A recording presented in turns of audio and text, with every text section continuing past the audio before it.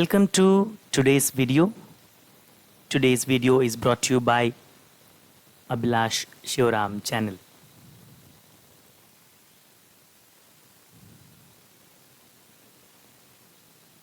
And in today's video, we are going to study the last chapter of economics, that is globalization and the Indian economy.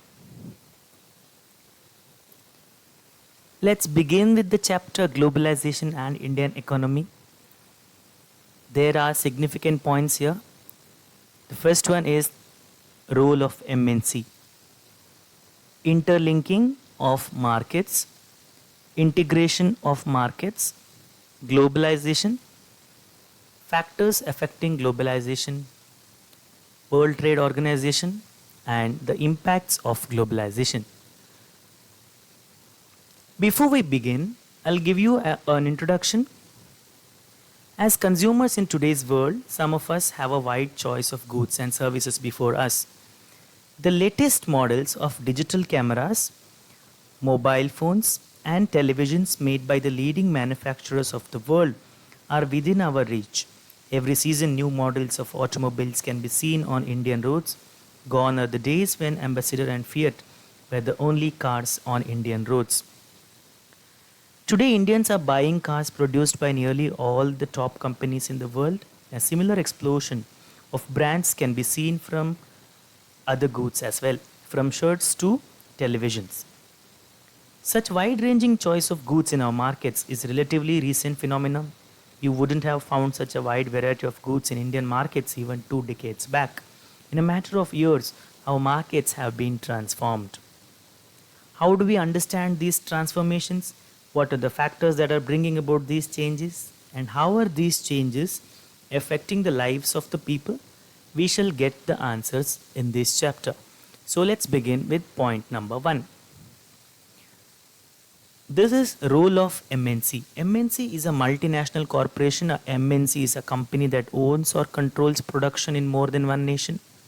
MNCs set up offices and factories for production in regions where they can get cheap labor and other resources. This is done so that the cost of production is low and MNCs can earn greater profits. Consider the example here. A large MNC producing industrial equipment designs its products in research centers in US, then has the components manufactured in China. These are then shipped to Mexico and Eastern Europe where the products are assembled. The finished products are sold all over the world, whereas the customer care of the company is carried out through call centers located in India. Now the picture that you see here is a picture of a call center. In this example, the MNC is not only selling its finished products globally, but more important, the goods and services are produced globally as well. As a result, production is organized in increasingly complex ways. Now look at the example again. The production process is divided into small parts and spread out across the globe, right? In the above example, China provides the advantage of being a cheap manufacturing location. That's why the company prefers China. Mexico and Eastern Europe are useful for their closeness to the markets in the US and Europe. India has highly skilled engineers who can understand the technical aspects of production. It also has educated English-speaking youth who can provide customer care services. And all this probably can mean 50 to 60% cost savings for the MNC, right? The advantage of spreading out production across the borders to the multinationals can be truly immense. Now let's work this out. Complete the following statement to show how the production process in the garment industry is spread across countries. The brand tag says made in Thailand, but they are not Thai products. We dissect the manufacturing process and look for the best solution at each step. We are doing it globally. In making garments, the company may, for example, get cotton fiber from Korea. Now you can continue this line. Try this. If you get this, comment in the box. Now we have studied what is the role of MNC. Let's go to the interlinking of markets. Now MNCs set up production where it is close to the markets, where there is skilled and unskilled labor available at low cost. Focus on low cost here. and where the availability of other factors of production is assured. In addition, MNCs might look for government policies that look after their interest as well. Having assured themselves of these conditions, MNCs set up factories and offices for production. That's the first. The money that is spent to buy assets such as land, building, machines, and other equipment is called investment. If it is made by MNC, it's called foreign investment. Any investment is made with the hope that these assets will earn profits. The first way where a MNC comes to our country is invest, right? Let's look at other areas. At times, MNCs set up production jointly with some of the local companies of these countries. The benefit to the local company of such joint production is twofold. First, MNC can provide money for additional investment like buying new machines for faster production. Second, MNC might bring with them the latest technology for production. So the second way is having a joint production. Let's look at the third one. But the most common route for MNC investments is to buy up local companies and then to expand production. MNCs with huge wealth can quite easily do so. If you are a big MNC, then you can buy a local company. For example, Cargill Foods, a very large American MNC, has bought over small Indian companies such as Parag Foods. Parag Foods had built a large marketing network in various parts of India where its brand was well reputed. Also, Parag Foods had 4 oil refineries whose control now shifted to Cargill. Cargill is now the largest producer of edible oil in India with a capacity to make 5 million pouches daily. If you remember, the takeover of WhatsApp by Facebook also is this route. Next, there is another way in which MNCs control production. Large MNCs in developed countries place orders for production with small producers. Garments, footwear, sport items are examples of industries where production is carried out by a large number of small producers around the world. The products are supplied to the MNCs, which then sell these under their own brand names to the customers. These large MNCs have tremendous power to determine price, quality, delivery, and labor conditions. In the last slide, you saw a picture where jeans are manufactured somewhere and they are labeled somewhere. As a result of all of the above, production in these widely dispersed locations is getting interlinked. I hope the second point is very clear now, interlinking of markets. Let's move on to the third one. Foreign trade and integration of markets. For a long time, foreign trade has been the main channel connecting countries. In history, you would have read about the trade routes connecting India and South Asia to markets both in the West and the East. Silk Route is an example for that one. Also, you would remember that it was trading interest which attracted various trading companies such as the East India Company to India. What then is the basic function of foreign trade? To put it simply, foreign trade creates an opportunity for the producers to reach beyond the domestic markets. They can sell their products outside their market. Producers can sell not only in their country but also compete in the markets located in other countries as well. Similarly, for the buyers, import of goods produced in another country is one way of expanding the choice of goods. You will get more choice of goods if you are trying to buy from other countries. In general, with the opening of trade, goods travel from one market to another. Choice of goods in the market rises. Prices of similar goods in the two markets tend to become equal. And producers in the two countries now closely compete against each other, even though they are separated by thousands of miles. Foreign trade thus results in connecting the market or integration of markets in different countries. Now let's look at an example of Chinese toys in India. Chinese manufacturers have known that there is a very big market for toys in India, where toys are sold at a high price. They start exporting plastic toys to India. Buyers in India now have the option of choosing between Indian and Chinese toys. Indian costlier, Chinese cheaper. Because of the new cheaper prices, new designs, Chinese toys become more popular in the Indian markets within a year. 70 to 80% of the toy shops have replaced Indian toys with Chinese toys. Toys are now cheaper in the Indian markets than earlier. What's happening here? As a result of trade, Chinese toys come into the Indian markets in the competition between Indian and Chinese toys. Chinese toys prove better. Indian buyers have a greater choice of toys and at lower prices. For the Chinese toy makers, this provides an opportunity to expand business. The opposite is true for Indian toy makers, they face losses as their toys are selling much less. This is an example of how a foreign trade can integrate the market, which can be beneficial and can be loss as well.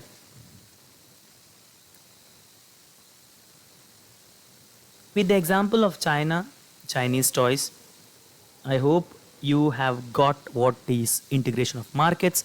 Let's move on to the fourth point, that is what is globalization.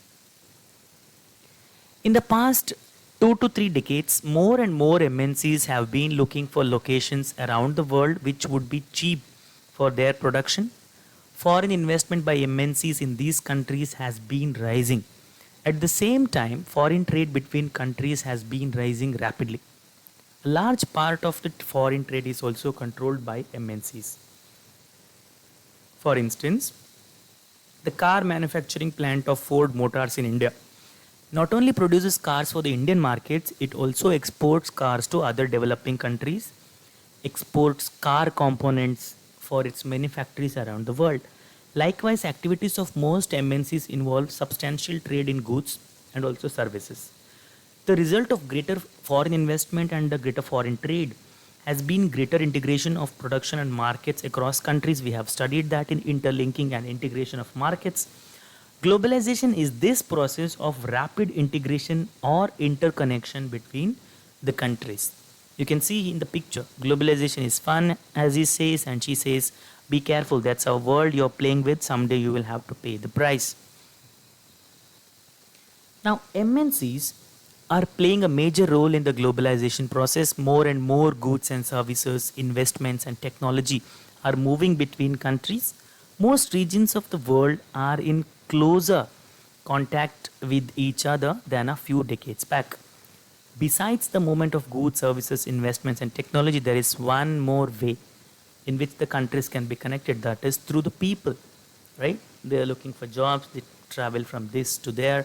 People usually move from one country to another in search of better income, better jobs, and better education. In the past few decades, however, there has not been much increase in the movement of people between countries due to various restrictions. We will look into those restrictions as well.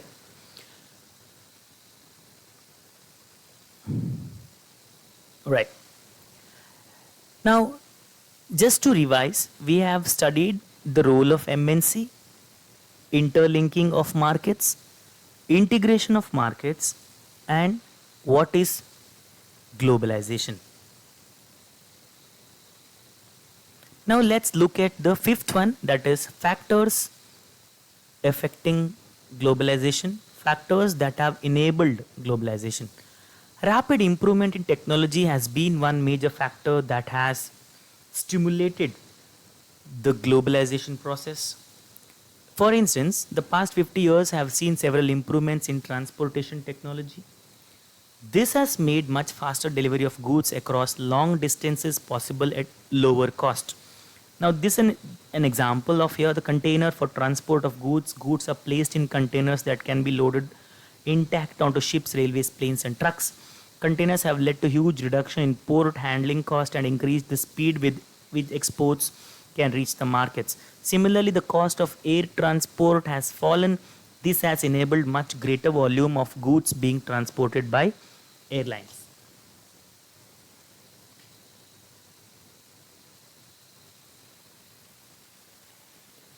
Now, even more remarkable have been the developments in information and technology. The first one is obviously technology that we studied. In recent times, technology in the areas of telecommunications, computers, internet has been changing rapidly. telecommunication facilities like telegraph, telephone, including the mobile phones and fax, are used to contact one another around the world to access information instantly and to communicate from remote areas. This has been facilitated by satellite communication devices. As you would be aware, computers have now entered almost every field of activity.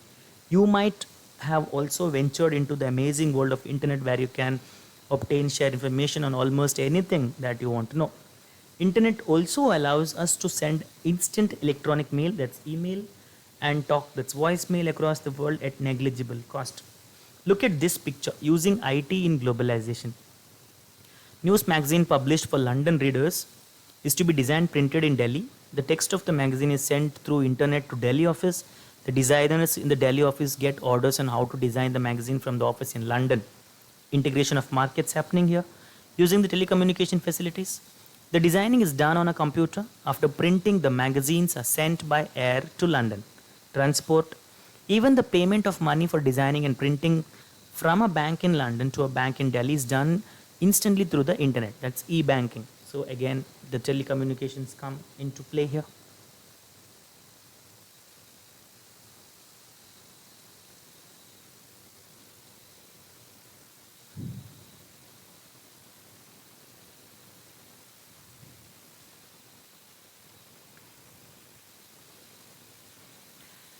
There is a separate point that has been given in the book, which also is a factor that has enabled globalization. It's very lengthy. That is liberalization of foreign trade and foreign investment policy. Let us return to the example of import of Chinese toys in India. Suppose the Indian government puts a tax on import of toys. What would happen? Those who wish to import these toys would have to pay tax on this, right?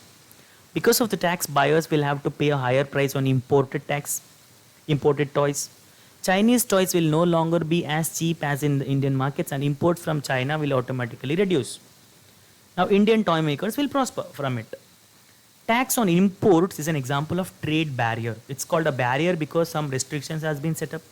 Governments can use trade barriers to increase or decrease the foreign trade and to decide what kind of goods and how much of each should come into the country. The Indian government after independence had put barriers to foreign trade and foreign investment. This was considered necessary to protect the producers within the country from foreign competition. If you increase the import tax, the import will be reduced, right? Industries were just coming up in the 1950s and 60s, and competition from imports at that stage would not have allowed these industries to come up. Thus, India allowed imports of only essential items such as machinery, fertilizers, petroleum. Now remember, all the developed countries during the early stages of development have given protection to domestic producers through a variety of means. We have to protect our domestic producers. Starting around 1991, some far-reaching changes in policy were made in India. The government decided that the time had come for Indian producers to compete with producers around the globe, felt the competition would improve the performance of the producers within the country since they would have to improve their quality. That is when the decision was taken to bring economic reforms such as globalization, liberalization, and privatizations, normally known as LPG reforms. Thus, barriers on foreign trade and foreign investment were removed to a large extent. This meant that now the goods could be transported freely, imported and exported easily, and also foreign companies could set up factories and offices here. Removing barriers and restrictions set by the government is what is known as liberalization. This we have studied in the history chapter, liberal nationalism, right? The liberalization of trade, businesses are allowed to make decisions freely about what they wish to import and export. The government imposes much less restrictions than before and is therefore said to be more liberal now. Now, that was a very lengthy one. Liberalization. Remember, factors enabling globalization is a very important concept. Now, let's move on to the next one, that is the role of World Trade Organization. WTO, commonly known as WTO, World Trade Organization. We have seen that the liberalization of foreign trade and investment in India was supported by some very powerful international organizations. These organizations say that all barriers to foreign trade and investment are harmful. There should be no barriers. Trade between countries should be free, or else free trade. All countries in the world should liberalize their policies. WTO is one such organization whose aim is to liberalize international trade. Started with the initiative of the developed countries, WTO establishes rules regarding international trade and sees that the rules are obeyed. Nearly 160 countries of the world are currently the members of the WTO. Now it's more obviously, though WTO is supposed to allow free trade for all in practice, it is seen that the developed countries have unfairly retained trade barriers. On the other hand, WTO rules have forced the developing countries to remove trade barriers. An example of this is the current debate on trade in agricultural products. Now look at the debate on trade practices here. Right? This is the one. You have seen in chapter 2 the agriculture sector provides the bulk of employment and a significant portion of the GDP in India. Compare this to a developed country such as the US, where the share of agriculture in GDP at 1% and its share in total employment at 0.5%. And yet this very small percentage of people who are engaged in agriculture in the US receive massive sums of money from the US government for production and for exports to other countries. Due to the massive money they receive, they can sell their farm products at abnormally low prices. The surplus farm products are sold in other country markets at low prices, adversely affecting farmers in those countries.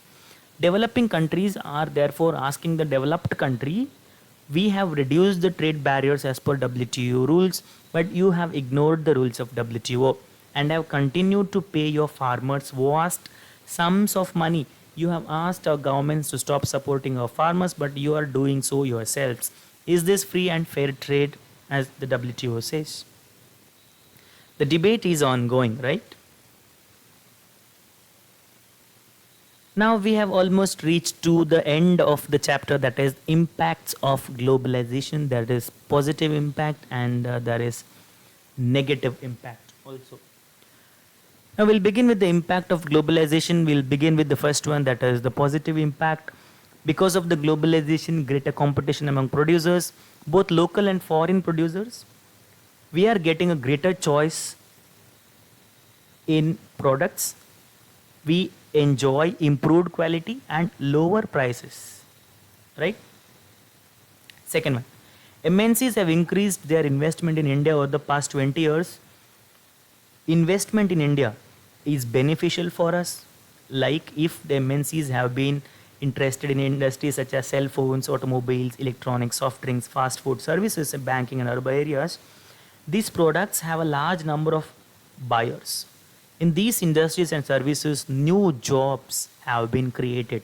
I have highlighted the issues. Also, local companies supplying raw materials will prosper.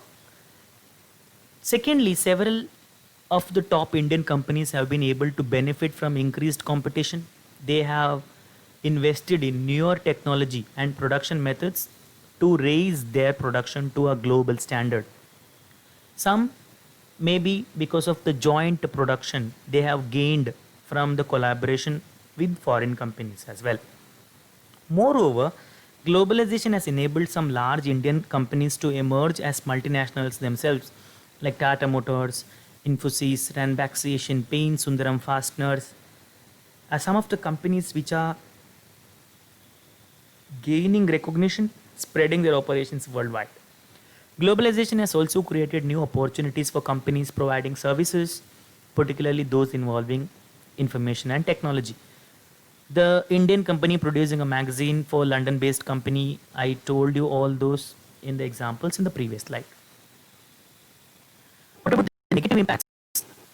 Agriculture on the back burner. Agriculture takes the back seat. Disparity between rural and urban India, because all the MNCs are set up in urban India, not in the rural India. Unemployment. What about the people of our domestic producers? they will lose their jobs. Growth of slum capitals, people will look for the jobs in these MNCs, they will come. Suddenly we will have a issue of housing to them, which in turn creates slums. Threat of terrorism, if the companies are allowed to come to our country, with that ideas will come, with that terrorism is also come, will also come. Now there is a significant point or a negative impact that's called brain drain. What is brain drain? The departure of highly qualified people like scientists, engineers for other countries where you are getting educated in India. India is investing in you, and you go to other country looking for a better opportunity, usually better pay, is called brain drain. Many developing countries suffer a brain drain where talented people move to places like Europe and the US. India is one of those countries which is suffering a lot. So we have come to the end of the chapter. I'll just take moment to summarize. Now these are the four very important ones. First one, what is MNC? Multinational corporation. Second one is interlinking of markets. Remember, invest, joint venture, buy or give small orders. Third one is factors enabling globalization, technology, transport and telecommunications. Fourth one is the impact, which creates jobs. We have more choice. Our companies will become MNC. We will acquire technology. On the other side, we will lose our talent to those countries. That is the brain drain.